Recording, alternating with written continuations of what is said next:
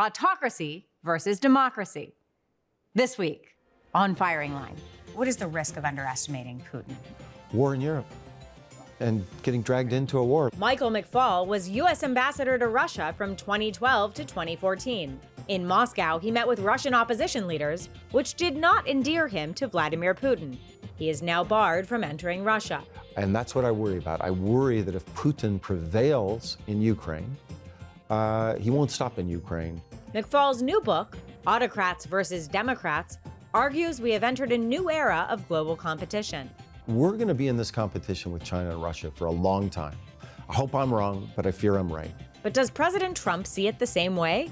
President Trump doesn't see the world as a divide between autocrats and Democrats. He sees the world as strong leaders and weak leaders, and he will engage with the strong leaders irrespective of whether they're autocrats or Democrats. What does former Ambassador Michael McFaul say now? Firing Line with Margaret Hoover is made possible in part by Robert Granieri, the Tepper Foundation, Vanessa and Henry Cornell, the Fairweather Foundation, Pritzker Military Foundation, Cliff and Laurel Asnes, and by the following. Ambassador Michael McFaul, welcome back to Firing Line. Great to be here, and great to be here in person. You're a senior fellow at the Hoover Institution, where I serve on the board of overseers, and you have just written a new book, Autocrats versus Democrats, which asserts that the world has entered a new era of great power competition, with the autocrats like China and Russia on one side and the democracies like the United States leading the charge on the other side. Many have likened this framework to a new Cold War or Cold War II, yes, which I know you're familiar with. Yep. You have written that that framework distorts more than it illuminates. Yeah. Why? Well, some things are similar, and I go through that in the book, but some things are also different. Similarities to superpowers of the world, yes. To ideologically different kinds of regimes, autocrats versus Democrats, yes, just like the Cold War. Do both have international global aspirations, United States and China? Yes. Will it last for decades like the Cold War did? Tragically, I predict yes. So similarities are there, but the differences are also important.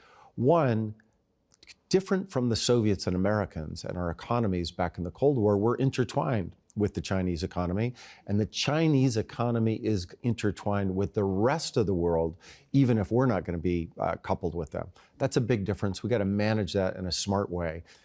But second, big difference in my view, and this is controversial, I don't think the ideological competition between China and the United States is as intense as it was between the Soviets and the Americans during the Cold War.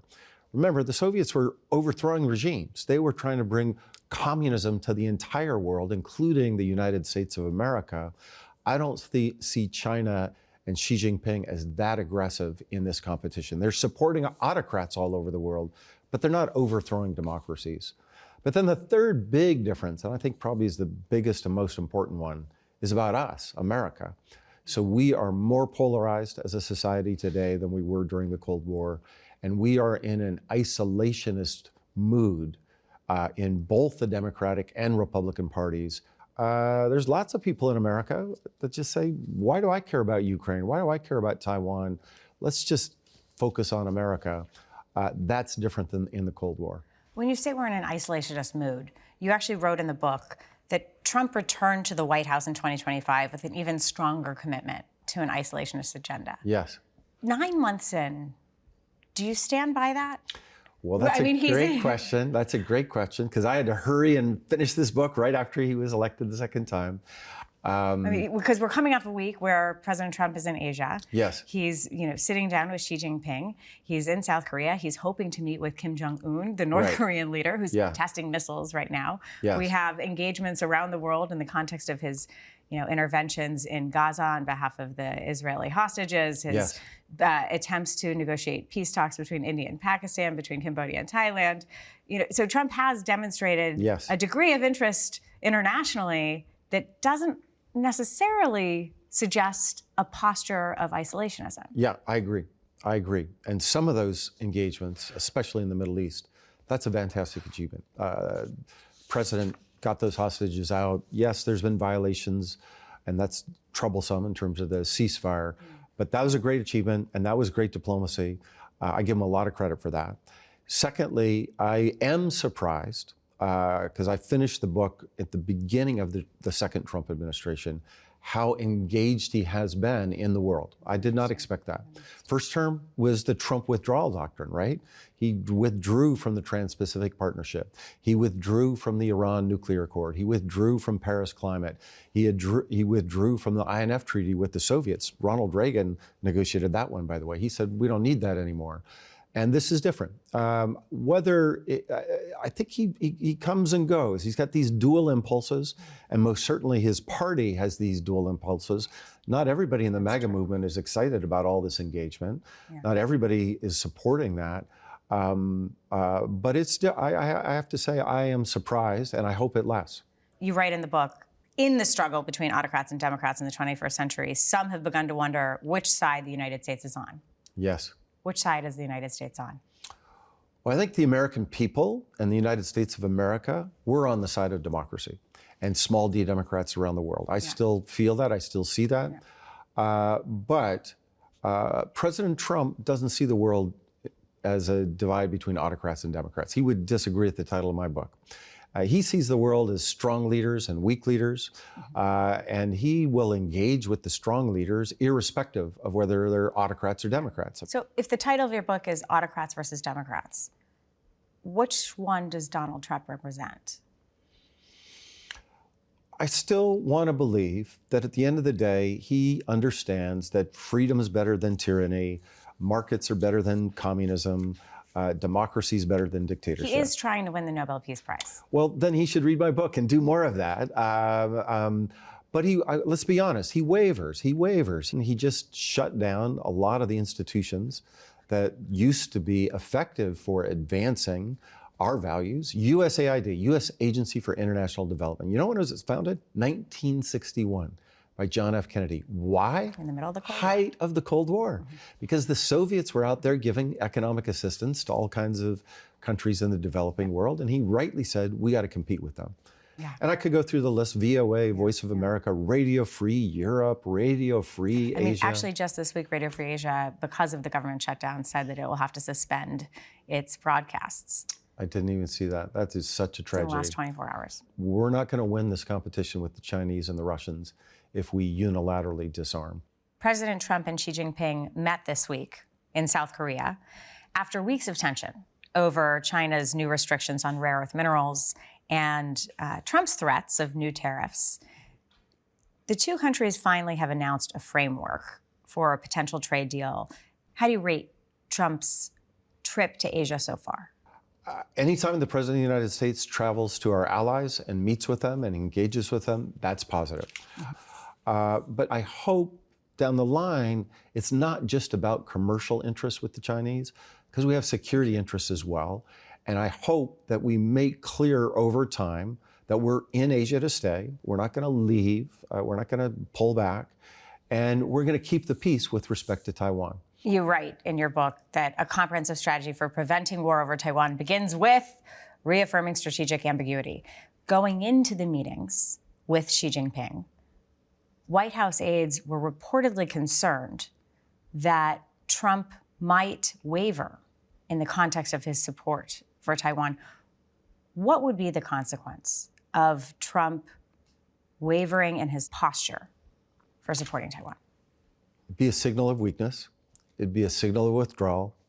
And that sends the wrong message. It's kind of like what happened with Russia and Ukraine, with Putin in Ukraine. We don't care. And so he decided he could go in and there would not be consequences.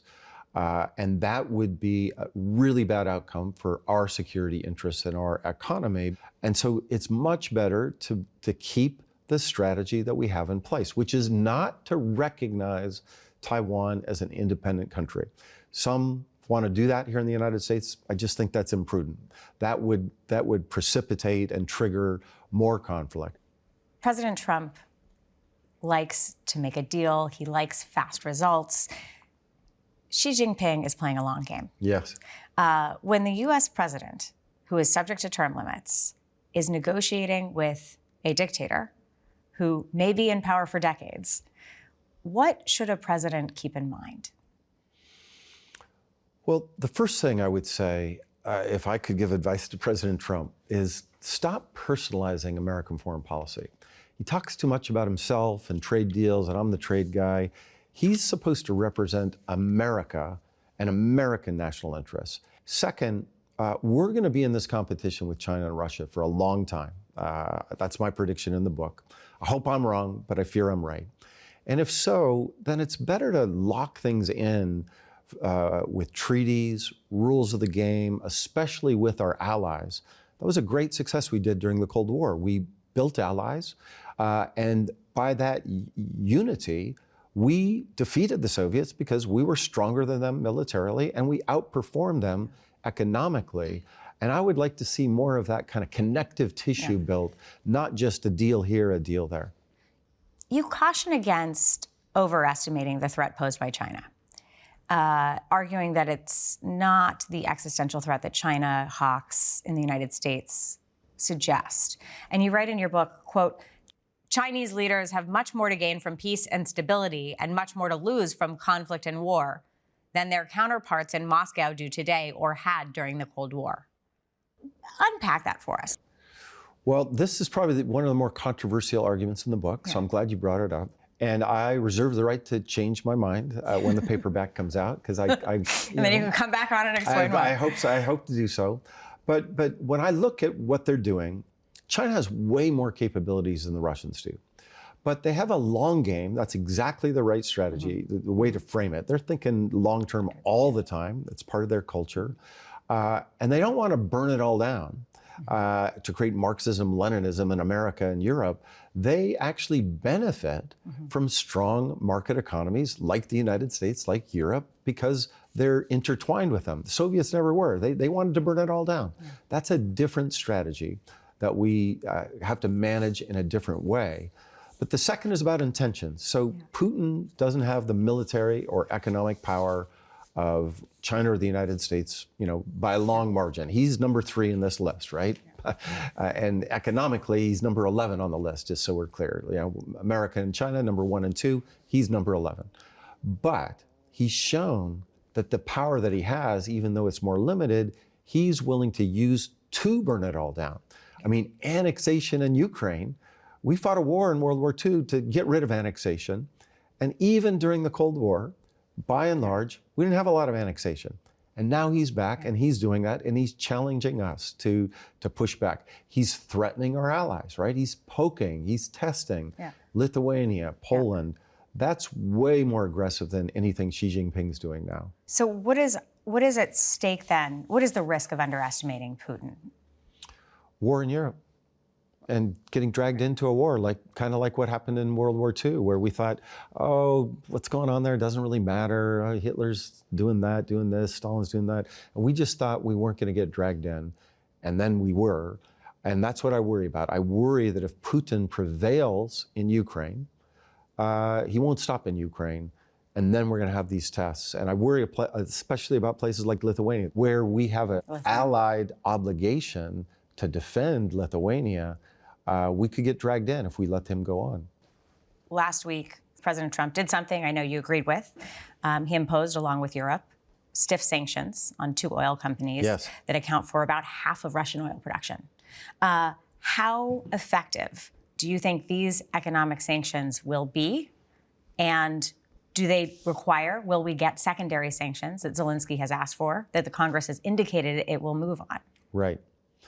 Well, first of all, yes, great achievement. Those 2 companies, I know those 2 companies well, should have been done 3.5 years ago, in my view. Why wasn't it?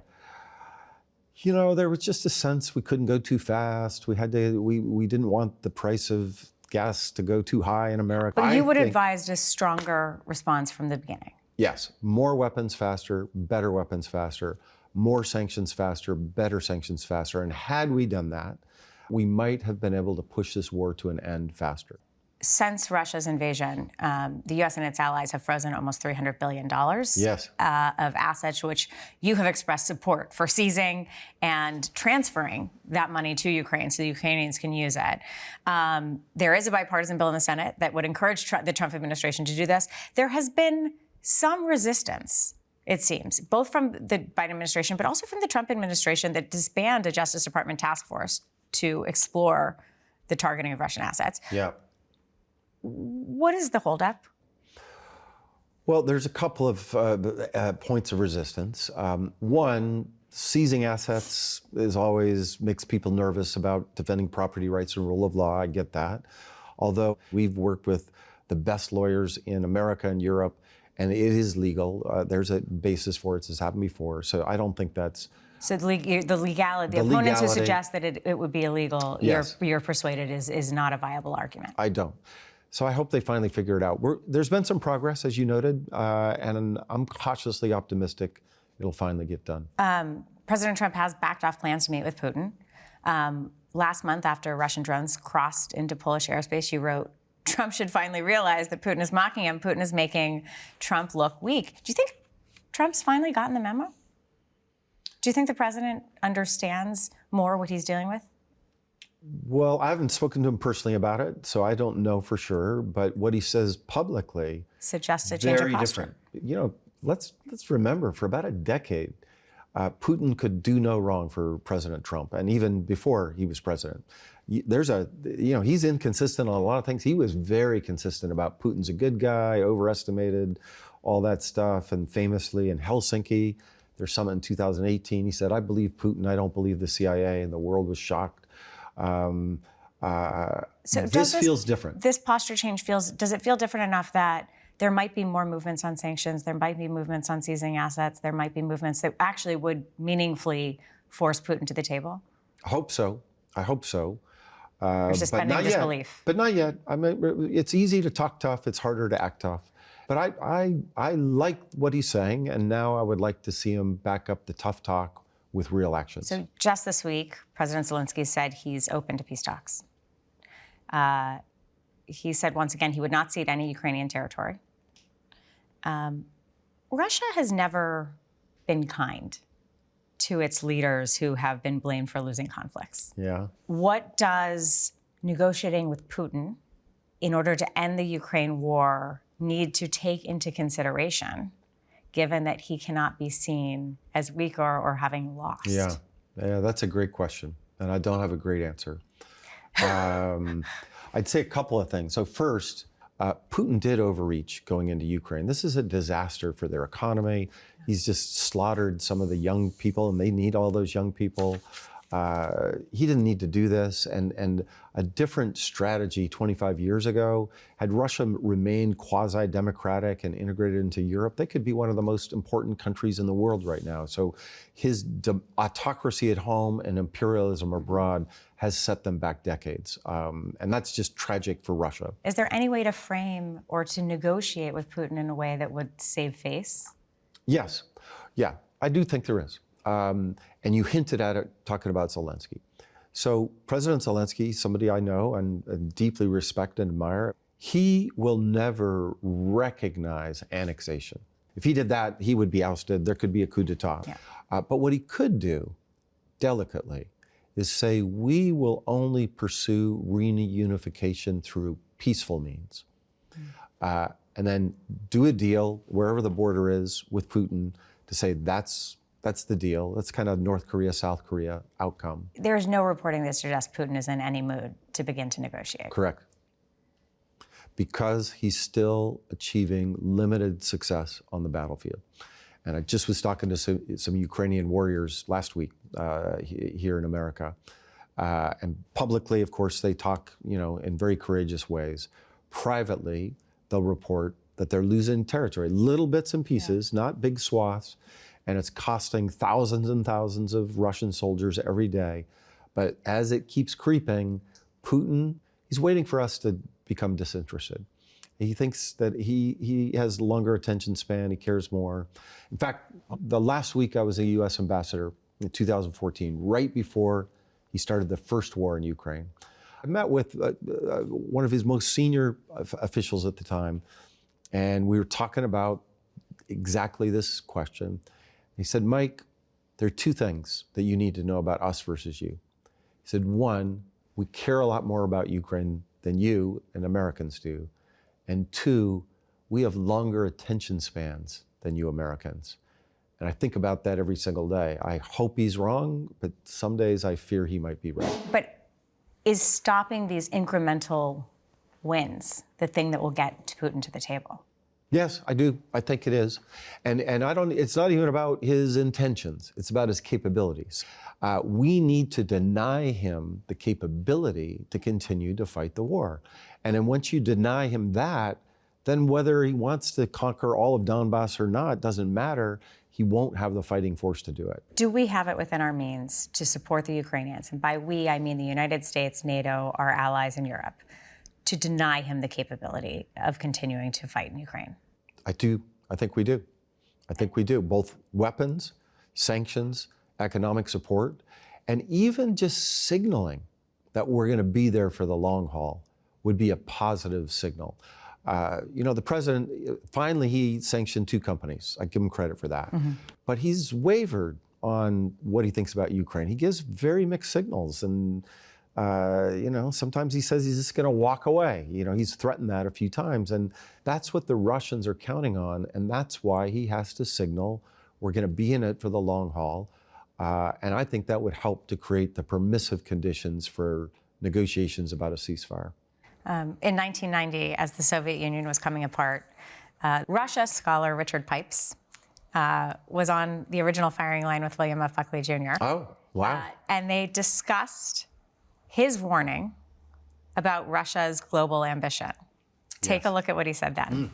Has the end of Bolshevik ideology signified a termination of an appetite to dominate the world on behalf of the proletarian revolution? In this particular form, yes. But even before Gorbachev, certainly under Stalin and his successors, the animating spirit behind the Russian global expansionism and global threats was chauvinism and xenophobia, and not communism. And how would we most prudently guard against that possibility? Oh, there's very little we can do, except for one thing, not disarm ourselves. Mm-hmm.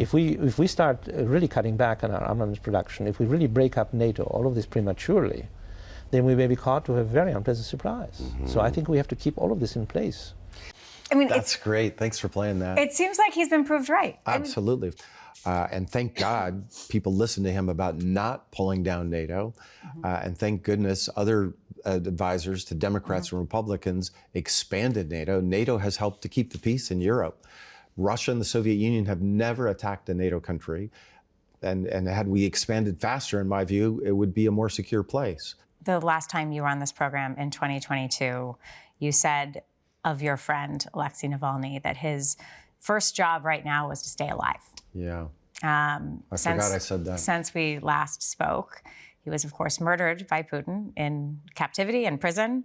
And in an obituary that you wrote entitled My Fearless Friend, you wrote, quote, "It seemed to me his deepest anxiety was not about enduring torture in Putin's gulag or even facing death, but about being an absentee father and a husband." Yeah.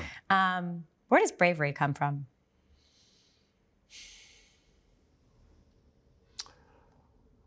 I don't know. He was a brave man. And he is, I saw his wife actually the night before he was killed. We were in Munich together. And she was in the best mood I've ever seen her. Yulia is her name. And I didn't know at the time, but they were on the verge of a deal to get him out. And they were negotiating with it. And I think now in retrospect, we now know that Putin just couldn't take that. He couldn't, the thought of Navalny being free again, he just couldn't take it and he killed him. But I think he made a decision and he gave the ultimate sacrifice that he was a patriot. I mean, that's the title of his book.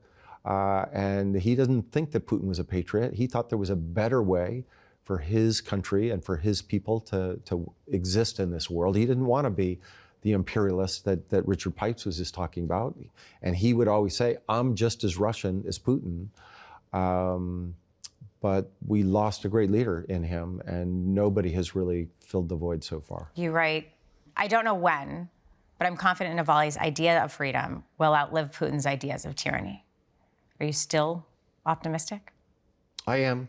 I think in the fight between autocrats and Democrats, we have more power, the free people of the world, military power. We got better economic power, and our ideas are better.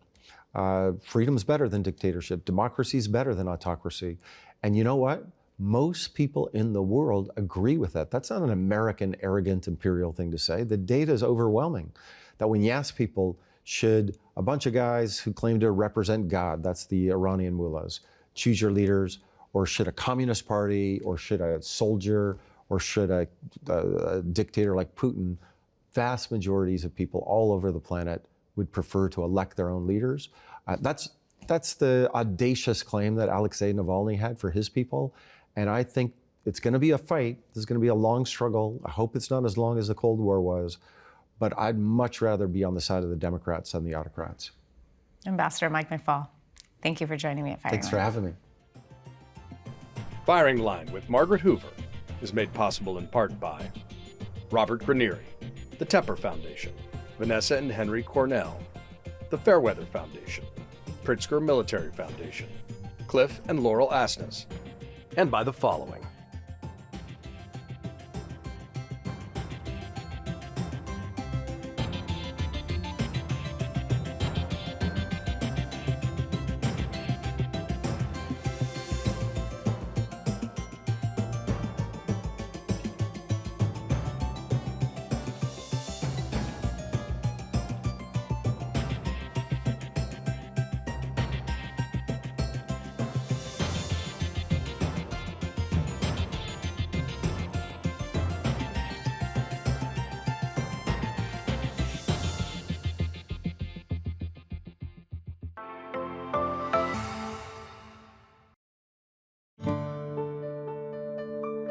You're watching PBS.